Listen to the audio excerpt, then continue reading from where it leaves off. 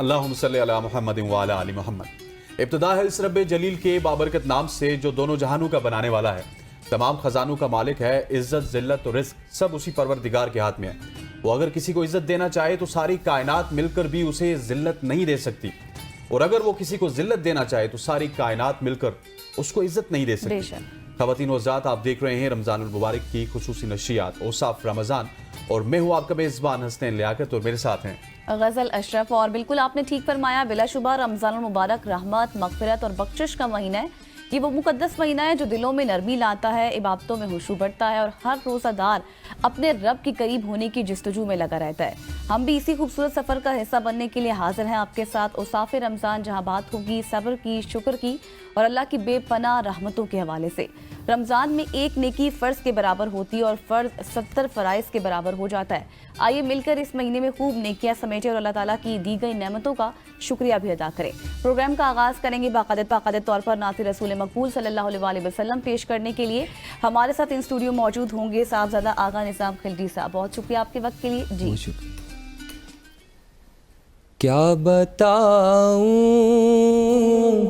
کہ کیا مدینہ ہے،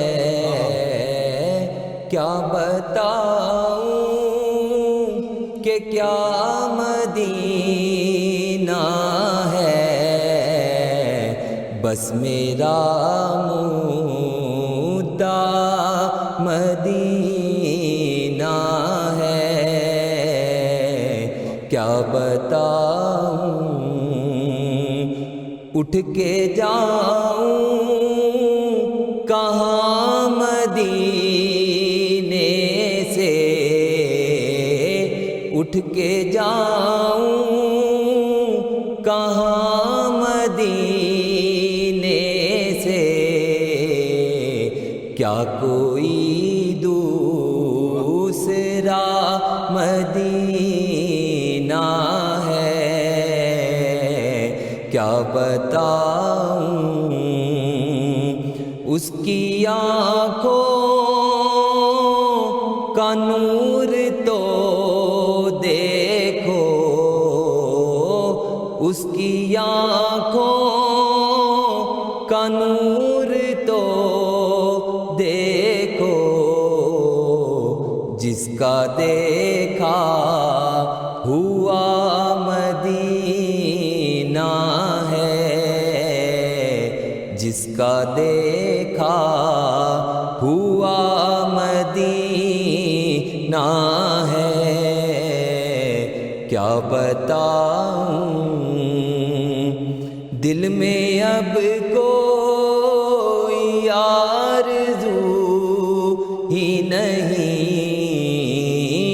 دل میں اب کوئی آرزو ہی نہیں، یا محمد ہے اور مدینہ ہے، کیا بتاؤں کہ کیا مدینہ ہے، کیا بتاؤں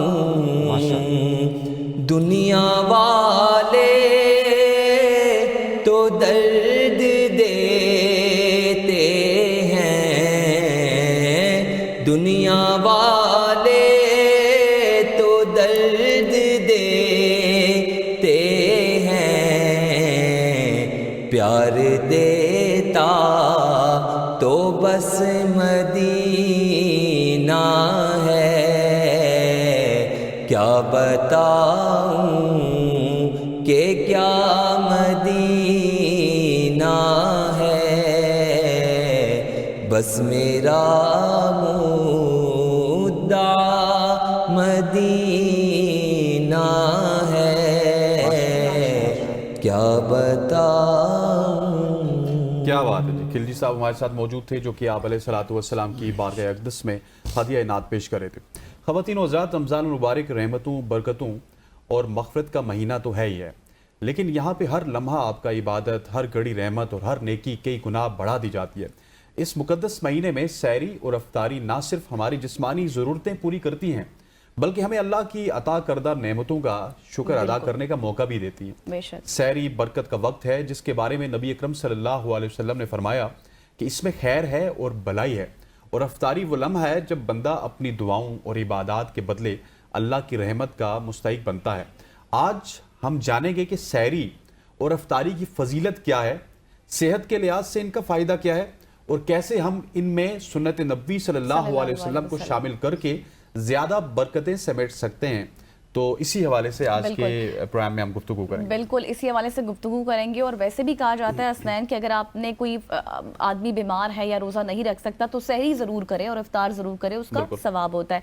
तो इस तमाम सूरत-ए-हाल पर बात करने के लिए हमारे साथ इन स्टूडियो मौजूद है मुफ्ती असदुल्ला साहब। बहुत शुक्रिया असदुल्ला साहब। का सबसे पहले शुक्रिया अदा करें क्योंकि जुमे का जो दिन होता है ना मुफ्ती साहब, ये बड़ा बिजी होता है, और आज हमने आपको पै दर पै दूसरे दिन हम आपको जुमे की वजह से भी डिस्टर्ब कर रहे हैं। Thank you so much. कर रहे हैं बिल्कुल। तो मुफ्ती असदुल्ला साहब ये बताइएगा कि जिस तरह हम लोग सहर और इफ्तार के हवाले से बात कर रहे हैं, कुछ लोगों की ये आदत है या फिर लोग ऐसा करते भी हैं कि जो इफ्तार की दुआ होती है वो इफ्तार के बाद पढ़ते हैं, तो इस हवाले से क्या तलकीन फरमाई गई है?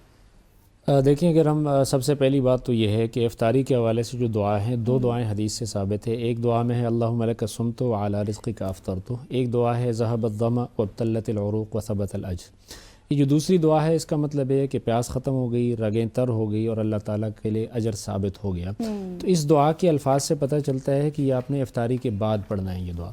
वैसे हदीस में ये नहीं है कि पहले पढ़ना है या बाद में, लेकिन इस दुआ की अगर वर्डिंग को हम देखें कि प्यास बुझ गई और अजर साबित हो गया, तो इसका मतलब ये है कि इफ्तारी से बाद पढ़ने की दुआ। जो पहली वाली दुआ है अल्लाहुम्मा लका सुम्तु व अला रिज़्क़िका अफ़्तरतु, तो इसके बारे में कोई सराहत नहीं है, पहले भी पढ़ सकते हैं बाद में भी पढ़ सकते हैं। कुछ लोगों का ख्याल ये है कि इसका मतलब है कि मैंने रोज़ा इफ्तार कर लिया तो शायद ये भी बाद में हो। असल में जब हम कहते हैं क़द क़ामतिस सलाह, तो इसका मतलब ये नहीं होता कि नमाज हम पढ़ चुके हैं, बल्कि मतलब ये कि नमाज कायम होने वाली है। तो अला रिज़्क़िका अफ़्तरतु यानी आपके रिज़्क़ पे मैं इफ्तार कर रहा हूँ, तो इसका माना ये भी हो सकता है। तो इस बारे में कोई सराहत नहीं है। जो पहली वाली जो ज़हबत दमा ये वाली दुआ है इसको इफ्तारी के बाद पढ़ लेना चाहिए। जो दूसरी दुआ है इफ्तारी से पहले भी पढ़ सकते हैं, इफ्तारी के बाद भी पढ़ सकते हैं, लेकिन दुआ ज़रूर पढ़नी चाहिए। ये हुज़ूर सल्लल्लाहु अलैहि वसल्लम से साबित है। और ये जो मसनून दुआएँ होती हैं, आदमी को हर वक्त कोशिश कर लेनी चाहिए कि जो सुन्नत तरीक़ा है, सुन्नत से जो दुआएं साबित हैं उसके साथ हम रोज़ा खोलें, उसके साथ रोज़ा इफ्तार करें, बल्कि हर ज़िंदगी के हर लम्हे पर हम मसनून दुआओं और अमाल का खूब अहतमाम करें। और दुआओं की अगर बात कीजिए सहरी के वक्त की तरफ, तो मैं आऊँगा कि दुआओं का मखसूस वक्त, जिस तरह लेट्स सपोज आप अफ्तार कर रहे हैं, अफ्तार से कबल लोग दुआ कर रहे होते हैं, कोई 5 मिनट कबल कर रहे होते हैं, कोई 1 मिनट कबल कर रहे होते हैं, ये एग्जैक्टली टाइम क्या है कि जो कबूलियत का वक्त होता है? देखें, मसला ये ना कि जब हम नमाज शुरू करते हैं तो ये अल्लाह ताला के बंदा करीब होते जाता है। जब सजदे पे पहुंचते हैं तो ये सबसे ज़्यादा क़ुर्ब का वक्त होता है। इसी तरह जब आप रोज़े का आगाज़ करते हैं तो जब इफ्तारी के वक्त पहुंचते हैं तो ये सबसे ज़्यादा क़ुर्ब का वक्त है, और उसमें मुसलसल दुआ मांगनी चाहिए। और असल में जो आपने 5-1 मिनट की बात की, 5-1 मिनट दुआ नहीं करनी चाहिए। दुआ हमेशा कोशिश कर लेनी चाहिए 20-25 मिनट, आधा दिल में करता ही रहता है। तो दिल में नहीं, सही जो है दिल और जान लगा के, तो इसलिए कोशिश कर लेनी चाहिए। मर्दों ने तो वैसी इफ्तारी तैयार नहीं करनी होती, तो इसलिए कोशिश कर, जैसे लोग कहते हैं कि अल्लाह शारक से ज़्यादा करीब है ना, तो वो दिल में ही करते रहते हैं। हाँ, तो इसलिए कोशिश कर लेनी चाहिए कि लंबी दुआएं मांगी जाएं। असल में हम लोगों ने अक्सर दुआ रटी होती है, तो वो 2-4 मिनट में हम ख़त्म कर देते हैं। कोशिश कर लेनी चाहिए कि खूब दुआएं मांगी जाएं। इस वक्त जो उम्मत के हालात हैं, जो हमारे मुल्क के हालात हैं, मुसलमानों के हालात हैं, तो अपने लिए, पूरी उम्मत के लिए वो खूब दुआ मांगी जाए। और सिर्फ़ इफ्तारी का वक्त भी कबूलियत की दुआ का वक्त है, और सहरी का वक्त तो अल्लाह ताला की तरफ से ऐलान होता है कि क्या कोई रिज़्क़ मांगने वाला है जिसे रिज़्क़ अता कर दिया जाए, क्या कोई हिदायत तलब करने वाला है जिसे हिदायत दी, क्या कोई कपड़े तलब करने वाला है जिसे कपड़े दिए जाएं। इस हद तक यानी अल्लाह ताला की तरफ से, अल्लाह ताला की रहमत मुतवज्जे होती है, ख़ुद ऐलान होता है। तो हम तो माइल बकरम है, कोई साइल ही नहीं। तो इसलिए कोशिश कर लेनी चाहिए। असल में हदीस में आता है कि रोज़ादार की 24 घंटे में एक दुआ ज़रूर कबूल होती है। अब वो वक्त नहीं बताया गया, वरना तो हमारे जैसे लोग उसी वक्त में वो दुआ मांग के फिर सोए रह जाएं। तो इसलिए वो कौन सा वक्त हो सकता है, तो ज़्यादा प्रॉबेबल ये है कि वो या तो सहरी का वक्त है या इफ्तारी का वक्त है। तो दोनों औकात में खूब अहतमाम करना चाहिए दुआओं का। अल्लाह ताला को दुआओं के ज़रिए मनाना चाहिए। अल्लाह ताला दुआ से खुश होते हैं, इंसान से मांगते हैं तो नाराज़ होता है, अल्लाह ताला से ना मांगे तो नाराज़ होते हैं। तो इसलिए खूब दुआओं का इन दो औकात में ख़ास तौर पर अहतमाम कर लेना चाहिए। अच्छा असदुल्ला साहब, ये बताइएगा कि हदीस के हवाले से क्या कहा जाता है कि सहरी खाना क्यों इतना ज़्यादा इम्पॉर्टेंट है और इसके फ़वाइद क्या हैं? اصل میں دیکھیں اگر کوئی بندہ سحری کرتا ہے تو اس کا ایک فائدہ تو یہ ہے کہ وہ روزہ آسانی سے رکھ لے گا. دوسری بات یہ ہے کہ وہ اس وقت جاگتا ہوا رہے گا جس وقت اللہ تعالیٰ کی طرف سے اعلان ہو رہا ہوتا ہے. اب اگر کوئی آدمی رات کا کھانا دیر سے کھائے اور وہ کہے کہ میں فجر کی نماز کے لیے جاگوں گا تو وہ بہت بڑے خیر سے محروم ہو گیا کہ جس وقت اللہ تعالیٰ کی طرف سے اتنے کھلے عطاؤں کا اہتمام ہوتا ہے ہم سوئے رہ جاتے ہیں. اس لیے حضور صلی اللہ علیہ وسلم نے اس کو برکت والا کھانا کہا اور فرمایا کہ سحری کیا کرو اس لیے کہ یہ برکت والا کھانا ہے. اللہ تعالیٰ خود سحری کرنے والوں پر رحمت بھیجتے ہیں, فرشتے ان کے لیے دعائیں کرتے ہیں. اور یہ بتایا کہ ہمارے اور یہود و نصارہ کے روزے کے درمیان فرق یہ ہے کہ وہ سحری نہیں کرتے. تو اس لیے اس کا مطلب یہ ہے کہ ہمیں عبادت میں بھی دشمنوں سے اور ایسے لوگوں سے ایک ممتاز حیثیت رکھنی چاہیے. تو اس لیے سحری کے لیے جب آدمی جاگتا ہے تو لازماً وہ دعا بھی کر لے گا, پھر جو ہے وہ کچھ نوافل کا بھی اہتمام کر لے گا. یہیں پہ واپس آئیں گے کیونکہ یہ ڈفرینشیٹ بھی کرتا ہے ہمیں اور یہودیوں کو اور دوسرے مذاہب کو, کیونکہ وہاں پہ سحری نہیں تھی. مفتی صاحب ہمارے ساتھ موجود ہیں. خواتین و حضرات یہاں پہ وقت ہوا چاہتا ہے ایک شارٹ سی کمرشل بریک کا. بریک کے بعد آئیں گے تو اسی ٹاپک کو یہیں سے کنٹینیو کریں گے. اسٹے ود اس.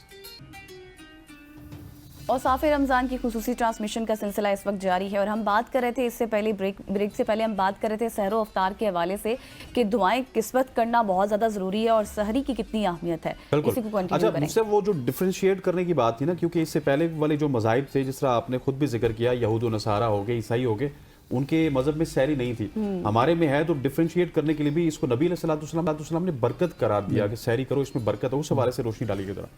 اصل میں عبادات میں بھی ہمیں اپنے دشمنوں سے الگ تلگ حیثیت کو مینٹین رکھنا چاہیے. جیسے عاشورہ کا روزہ ہے کہ یہودی 10 محرم کو روزہ رکھتے ہیں, تو حضور نے فرمایا کہ میں اگر اگلے سال زندہ رہا تو میں اس کے ساتھ 9 محرم کا بھی روزہ رکھوں گا, ہاں, تاکہ وہ اس سے فرق ہو جائے. تو سحری اور افطاری دونوں میں ایک فرق ہے. سحری وہ نہیں کرتے تو ہمیں سحری کا اہتمام کرنا چاہیے. افطاری وہ لیٹ کرتے ہیں, تو اس لیے حضور صلی اللہ علیہ وسلم نے فرمایا کہ افطاری جلدی کر لیا کریں تاکہ دونوں اس کے آغاز میں بھی اور اس کے اختتام میں بھی ہمارا روزہ ان سے ممتاز ہو. اس لیے اس کا بہت اہتمام کرنا چاہیے, خاص طور پہ افطاری میں.